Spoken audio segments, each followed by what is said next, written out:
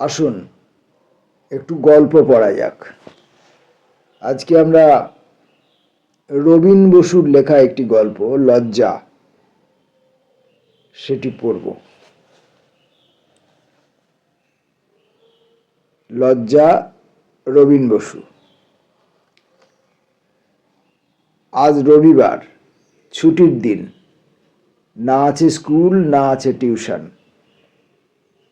একটু বেলা করে ঘুম থেকে ওঠে পলাশ, চা খেয়ে বাজারে যায়। সপ্তাহের মাঝে টুকিটাকি আনলেও এই রবিবার সে সময় নিয়ে সারা সপ্তাহের শাক সবজি মাছ মাংস মুদিখানা দোকানের সব বাজার সেরে নেয়। তাই ফিরতে বেশ দেরি হয়। তার উপর পরিচিত কয়েকজনের সঙ্গে দেখা হয়। নির্দিষ্ট একটি চায়ের দোকানে বসে কিছুক্ষণ আড্ডা মারে। আদা এলাচ দেওয়া দুধ চাও খায়, বেশ ভালো বানায়। চ্যাটার্জিদা নামে একজন বেশ মজার মজার জোকস বলেন, হাসিতে পেটে খিল ধরে যায়। সারা সপ্তাহের অবসাদ ক্লান্তি সব হাওয়া। আজ আড্ডা হলো না, চায়ের দোকানটা বন্ধ। সামনের রাস্তা খুঁড়ে কর্পোরেশন জলের পাইপ বসাচ্ছে। পলাশ তাই তাড়াতাড়ি বাজার থেকে ফিরল। ব্যাগগুলো ডাইনিংয়ের এক কোণে রেখে ওয়াশরুমে গেল। হাত পা ধুয়ে সোফাতে এসে বসে। খবরের কাগজটা হাতে তুলে দিয়ে স্ত্রী অপর্ণার উদ্দেশ্যে গলা চড়িয়ে বলে, এক কাপ চা পেতে পারি? কিছুক্ষণ পর অপর্ণা কিচেন থেকে চায়ের কাপ হাতে ঘরে আসে। পলাশের টি টেবিলে জোরে ঠক শব্দ করে রেখে বলে, নাও তোমার চা। গলার স্বরে বেশ গরম হাওয়া বুঝতে পারে পলাশ। আসলে কদিন ধরে তেতে আছে অপর্ণা। ভাড়া বাড়ি ছেড়ে নতুন ফ্ল্যাটে আসার পর তার কাজ বেশ বেড়ে গেছে।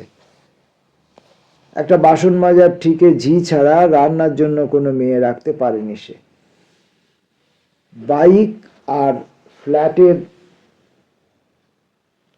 ইএমআই এ কেটে যায় মোটা অঙ্কের টাকা। এরপর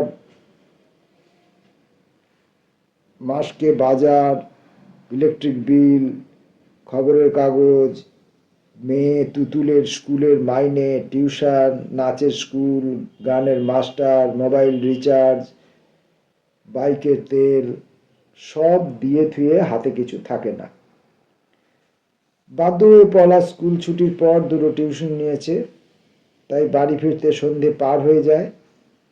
মেয়ের পড়াশোনার সব দায়িত্ব অপর্ণার কাঁধে। তার হোমওয়ার্ক দেখা, স্কুলে দিয়ে আসা আনা, তার উপর দুবেলা রান্না। অপর্ণার রাগ তাই সঙ্গত। সে স্ত্রীকে শান্ত করতে নরম গলায় বলে, রাগ করছো কেন? ঠান্ডা হয়ে বসো। পলাশ অপর্ণার হাত টেনে ধরে সোফাতে বসায়। নাটক করো না, আমার এখন বসার সময় নেই, হাতে গুচ্ছের কাজ। তুতুলের স্কুলের প্রজেক্টের কাজ দেখিয়ে দেব, না রান্না করব, না বাজার ধুয়ে ফ্রিজে রাখবো, কোনটা করব? আমি আর পাচ্ছি না। পারতে হবে কেন? আমি তো বলেছি একটা রান্নার মেয়ে দেখো, ঠিক চালিয়ে নেব। ঠিক বলছো? তাহলে মেয়ে দেখি। হ্যাঁ দেখো। ও ঘর থেকে মেয়ের গলা ভেসে আসে, ও মা দেখে যাও না কেমন বানালাম। অপর্ণা হাসি মুখে উঠে যায়। সপ্তাহের মাঝখানে একদিন রাতের খাবার খেতে দিয়ে অপর্ণা বলল, জানো, একটা মেয়ের খবর পেয়েছি। আমাদের নিচের ফ্ল্যাটের তৃষাদির ঘরে যে কাজ করে, সেই খবরটা এনেছে। তার গাঁয়ের একজনের চেনা মেয়ে, কাজের খুব দরকার। তারপর অপর্ণা যা বলল তার সারমর্ম, মেয়েটি কলেজে পড়তো, কিন্তু হঠাৎ বাবার কারখানা বন্ধ হয়ে যায়। পরিবারের মুখে অন্ন তুলে দিতে বাধ্য হয়ে ট্রেনে হাঁকাটি শুরু করে। দুই মেয়ে নিয়ে স্বামী স্ত্রীর সংসার খুঁড়িয়ে খুঁড়িয়ে চলছিল। হঠাৎ একদিন চলন্ত ট্রেন থেকে নামতে গিয়ে চাকার তলায় চলে গেল বাবা। বড় মেয়ে চোখে অন্ধকার দেখে, ছোট বোন আর মাকে নিয়ে অথই জলে।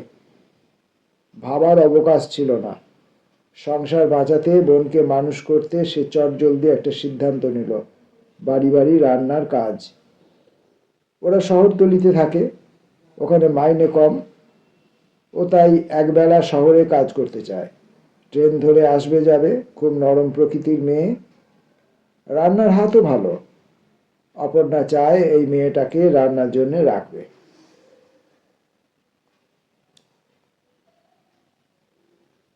কিন্তু ট্রেনের পথ, টাইম মতো আসতে পারবে তো? সকালে স্কুল বেরোবো, ট্রেন তো প্রায় লেট করে, অবরোধ হয়। পলাশ কিছুটা চিন্তিত। না, তেমন হলেও বাসে আসবে, ওদের ওখান থেকে বাসও আসে। পলাশকে আশ্বস্ত করে অপর্ণা। বেশ, আসতে বলো। তাহলে ওকে এই রবিবার আসতে বলছি, তুমি থেকো, তোমার সামনে মাইনের ব্যাপারে কথা হবে। পলাশ সম্মতিসূচক ঘাড় নেড়ে খাবারে মন দেয়। রবিবার এসে গেল। সকালে দেশের বাড়ি থেকে ছোট ভাই ফোন করেছিল। দেশে যে সামান্য চাষের জমি তাদের ছিল, পাশের একজন তার কিছুটা দখল করার তালে আছে। সীমানা ঠেলে তাদের জমির মধ্যে ঢুকছে। ভাই বাধা দিয়েছে, কিন্তু পলাশকে একবার যেতে হবে। ভাইয়ের সঙ্গে ফোনে কথা বলার মধ্যেই কলিং বেল বাজলো। অপর্ণা দৌড়ে গিয়ে দরজা খুলে দেখে বাসনা, ত্রিশাদির বাড়ির কাজের মেয়ে। বৌদি, এই যে এনেছি ওকে, আপনারা কথা বলে নিন, আমার হাতে খুব কাজ।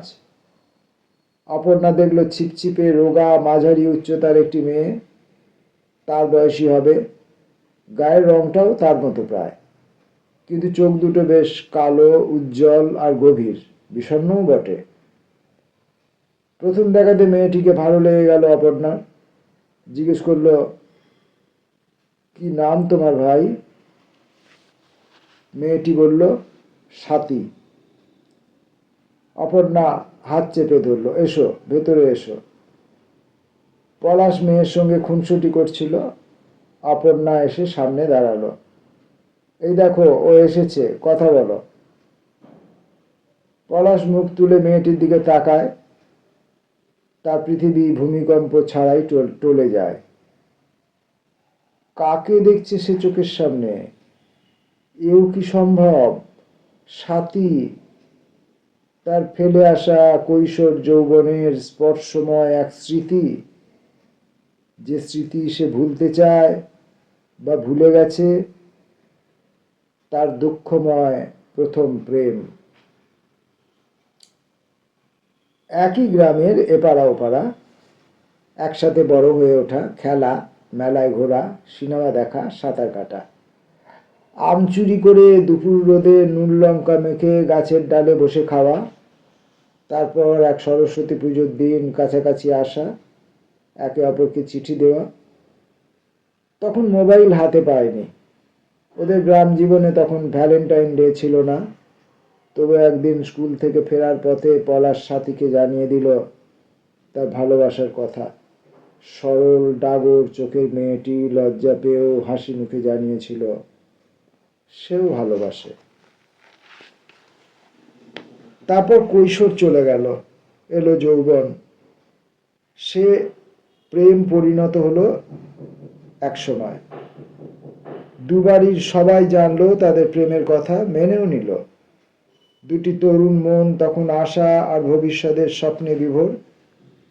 এমন সময় ছন্দপতন। পলাশের বাবার ক্যান্সার ধরা পড়ল, চিকিৎসার খরচ প্রচুর, অপারেশন করাতে হবে। অবসরপ্রাপ্ত প্রাইমারি স্কুল শিক্ষক সুবিমল হালদারের সামান্য পেনশনের সংসার চলে। টিউশন করে নিজের পড়ার খরচ চালিয়ে অনার্স নিয়ে বিএসসি পাশ করে পলাশ। মাস্টার্স করার কথা মাথা থেকে উড়িয়ে দিয়ে চাকরির পরীক্ষায় বসে। দ্বিতীয়বারের চেষ্টায় সে এসএসসি পাশ করে, কিন্তু ইন্টারভিউয়ে ডাক আর পায় না। বড়লোক বন্ধু বিমল অনেক কম নম্বর পেয়েও ডাক পায়, প্যানেলের বেশ উপর দিকে নাম ওঠে। সেই বন্ধু একদিন ফোনে আরব্য রজনীর সেই আশ্চর্য জিনের কথা জানালো। সব মুশকিল আসান করে দিতে পারে, তবে এই জিনকে টাকা দিতে হবে 5 লাখ। যার এখনো কোনো ব্যাংক অ্যাকাউন্ট নেই, যার বাবা দুরারোগ্য ক্যান্সারে আক্রান্ত হয়ে মৃত্যুর দিন গুনছে, সে টাকা পাবে কোথায়?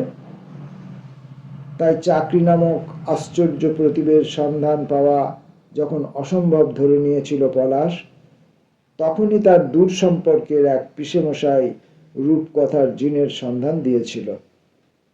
মা একদিন তার ঘরে এসে বলল, তোর চাকরির টাকা ওরা দেবে, শুধু একটাই শর্ত, ওদের মেয়েকে বিয়ে করতে হবে।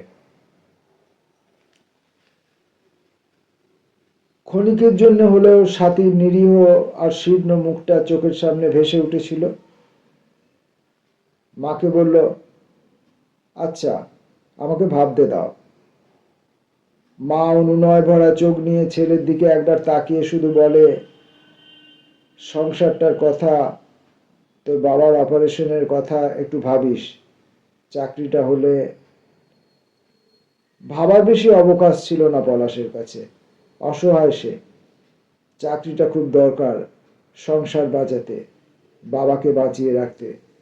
নিজস্ব সুখ, অনুভূতি, প্রেম ও কথা দেওয়ার কথা সে ভুলে গেল পাশ করেও এভাবে টাকা দিয়ে চাকরি পাওয়ায় বিবেক দংশন। সে শর্ত মেনে নিল, কিংবা বলা যায় মানা ছাড়া আর কোনো পথ খোলা ছিল না তার কাছে।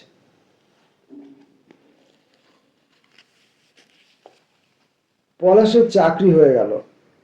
বাস্তুবাড়ির একটা অংশ বিক্রি করে বাবার অপারেশন করালো। ভালো দিন দেখে বিয়েও হয়ে গেল। ভিড়ের ভেতর থেকে একবার মাত্র সে অভিমানিনী মেয়েটার মুখ দেখেছিল।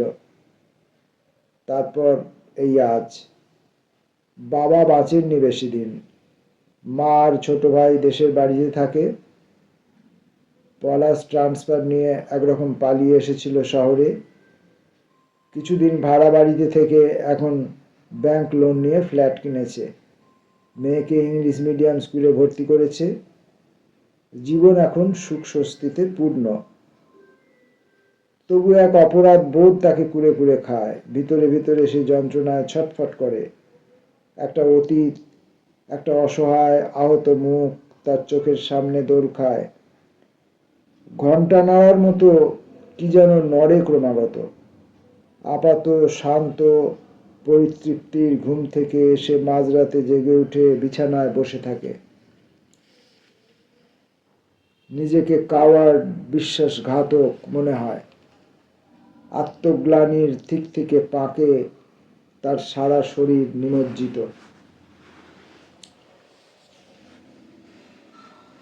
আজ এতদিন পর সেই মুখ তার সামনে।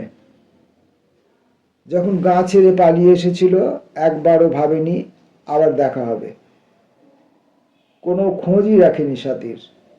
আর আজ সেই অতীত যখন তার সামনে, স্বার্থপর কাপুরুষ হয়ে সে মুখ নিচু করল। সাথীর অবস্থাও তথৈবচ, তবে প্রেক্ষিত ভিন্ন। এতদিন পর জীবনের এত বড় ঘূর্ণিপাকে যে পড়বে বুঝে উঠতে পারেনি সে। যাকে প্রাণপণ ভুলতে চেয়েছে, দুঃখ পেলেও যার উপর আজ আর কোনো রাগ নেই, বাঁচার রসদ সংগ্রহে তার দ্বারে উপস্থিত। নিজেকে খুব ছোট মনে হচ্ছিল। লজ্জায় মাটিতে মিশে গেলে যেন ভালো হতো। এখন সে কি করবে? নৈঃশব্দ দূর করলো অপর্ণা। সাথী, তুমি বলো কত মাইনে নেবে? মুখ নিচু করে পায়ের আঙুল মার্বেলের মেঝেতে ঘষছিল সাথী। অপর্ণার কথায় চমক ভাবে সে সহজ হবার ভান করে। আপনারা যা ভালো বোঝেন তাই দেবেন, আমি তো কোনোদিন শহরে কাজ করিনি। পলাশের দিকে তাকিয়ে অপর্ণা বলে, কি গো, কিছু বলো। পলাশ তখন অপরিসীম লজ্জায় অস্থির, মুখ না তুলে উত্তর দেয়, আমি কি বলবো, তুমি যা ভালো বোঝো।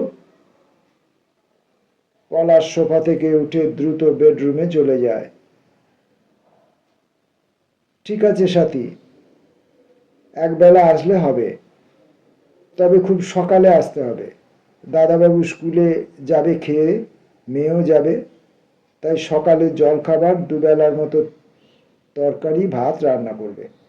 রাতের জন্য 8টা রুটি বানিয়ে হটপটে রেখে যাবে। আমি তুতুলকে স্কুলে দিয়ে ফিরলে তোমার ছুটি। আমি তোমাকে 6,000 টাকা মাইনে দেব, আর টিফিন পাবে। তুমি রাজি তো? সাথী ঘাড় নাড়ে। তাহলে কাল থেকেই চলে এসো। আচ্ছা। পালাতে পারলে যেন বাঁচে সাথী। আজ এই সংসার আলো করে যার থাকার কথা, সে কিনা রান্নার মেয়ে হয়ে আসবে। নিজের ভাগ্যের প্রতি প্রতিকারহীন এক আক্রোশ জমা হয়। মাথাটা কেমন তালগোল পাকিয়ে যাচ্ছে, দু চোখ জলে ভরে ওঠে। তাড়াতাড়ি চটিটা পায়ে গলিয়ে একরকম ছুটে সিঁড়ি দিয়ে নেমে আসে নিচে। রাস্তায় যখন জানুয়ারি মাসে নিষ্প্রভ রোদ, মনে মনে নিজেকে ধিক্কার দিয়ে সে লজ্জা আড়াল করতে ওড়না দিয়ে মাথা মুখ ঢেকে নেয়। সাথী বুঝতে পারে না উপরে 3 তলার ফ্ল্যাটের জানালা দিয়ে তখন লজ্জিত দুটি চোখ তাকে দেখছে আর অনুতাপে পুড়ছে। পরের দিন সকালে অপর্ণার চেঁচামেচিতে ঘুম ভেঙে যায় পলাশের। সে বাইরে এসে দেখে অপর্ণা বাসনার সঙ্গে বেশ উত্তেজিত হয়ে কথা বলছে। তাকে দেখে গলা আরো চড়ে। দেখো কি কাণ্ড, ভেবেছিলাম মেয়েটি ভালো, গতকাল রাজি হলো, মাইনে ঠিক হলো, আর আজ খবর পাঠিয়েছে সে কাজ করবে না। কি বাজে মেয়ে, ছি। পলাশের বলতে ইচ্ছা করলো, ছি ওকে বলো না পর্ণা, ছি আমাকে বলো, ঘৃণা করো আমাকে।